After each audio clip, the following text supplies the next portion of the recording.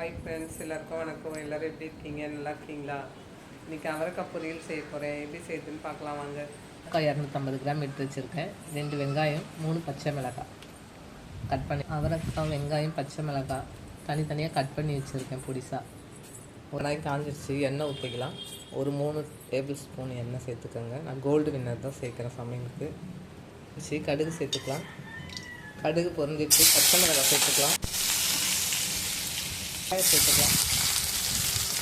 வெங்காயம் நல்லா வதங்கிடுச்சு. இப்போது பொடிசாக வெட்டி வச்சுருக்க அவரைக்காய் சேர்த்துக்கலாம். பண்ணிக்கலாம். சேர்த்துக்கலாம். லைட்டாக நிறைய தண்ணி சேர்க்கணும்.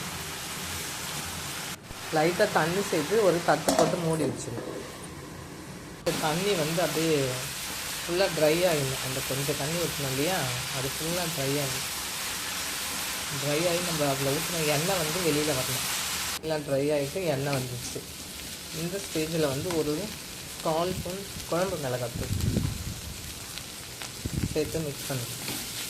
இது எதுக்குன்னா கொஞ்சம் கலர்ஃபுல்லாக காட்டும் பொரியல். மிளகாத்தூள் போட்டு நல்லா மிக்ஸ் பண்ணியாச்சு. இப்போ வந்து நான் வந்து இதில் முட்டை சேர்க்க போகிறேன். உங்களுக்கு முட்டை வேணான்றவங்க இதுலேயும் இன்னும் கொஞ்சம் மிளகாத்தூள் சேர்த்து அப்படியே மிக்ஸ் பண்ணிக்கலாம். இல்லை தேங்காய் போட்டு சாப்பிட்ணுன்னா மிளகாத்தூளே போடக்கூடாது.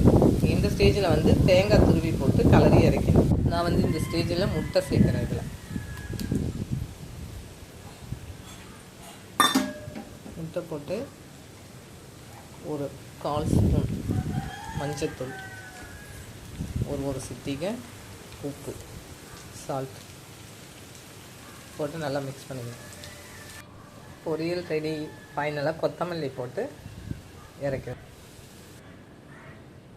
இந்த அவரைக்காய் பொரியல் வீடியோ பிடிச்சிருந்தா வீடியோக்கு லைக் கொடுங்க. சேனல் சப்ஸ்கிரைப் பண்ணாமல் இருந்தால் சப்ஸ்கிரைப் பண்ணுங்கள். பொரியல் செஞ்சு பார்த்துட்டு கமெண்ட்டில் சொல்லுங்கள் பொரியல் எப்படி இருந்ததுன்னு. ஓகே, பாய்.